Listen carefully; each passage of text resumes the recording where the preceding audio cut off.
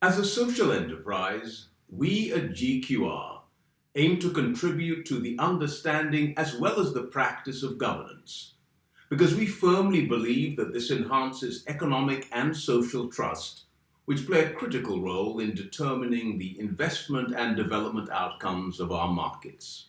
The COVID-19 pandemic was so universal that it impacted virtually every country in every region.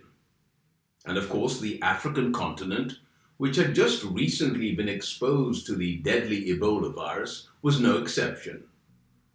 Given the perennial disruptive risks that Africa has faced, how resilient did corporate Africa prove to be in dealing with COVID-19?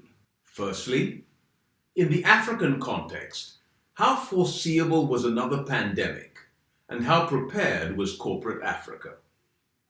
Secondly, what were the corporate, industry, and country successes and constraints that you observed in the Africa response? And what lessons have you learned? And thirdly, what are the risks and opportunities for Africa's post-COVID-19 recovery?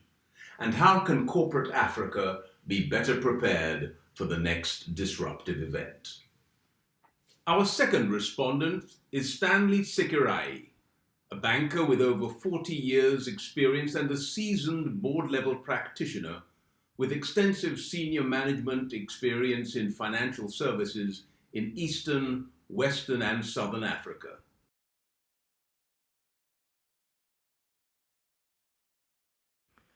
I've been a banker for 40 years and involved in governance for over 20 years. And from my own experience, COVID-19 pandemic was not foreseeable at all.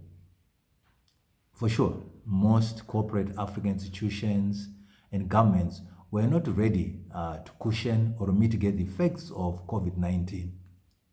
If one looks at even the planning that was taking place in 2019 about 2020, when we were looking at plans then, there wasn't much talk about a likely pandemic that would come and disrupt the world in a way that COVID-19 did.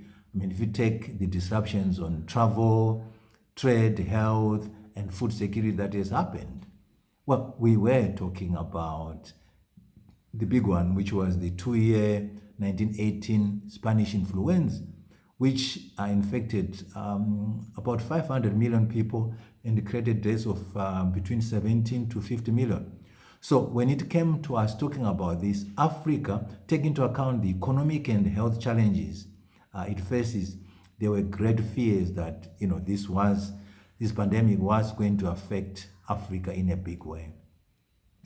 Well, when one looks back, crisis management plans did exist, but most of them had not included such an eventuality of a pandemic. Governments also needed more time to really try and slow down the virus through various measures that were needed. So as board members, we needed to adjust ourselves and engage management and various stakeholders in an effort to make sure that whatever plans we had could actually be able to have an impact in the management of COVID-19 so as to minimize the impact that it would have. Well, little knowledge also was available. All that was known it's come from China through a suspected animal to human transmission.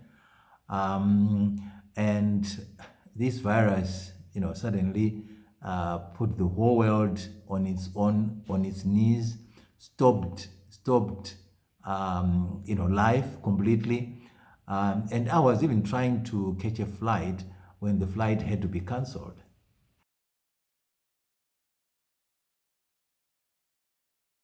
So in Stanley's view, and from the perspective of his Southern Africa experience, similar to the view of Sadia from Ghana, corporate Africa was not prepared. In Stanley's view, nothing of the scope of the COVID-19 pandemic could have been envisaged or anticipated.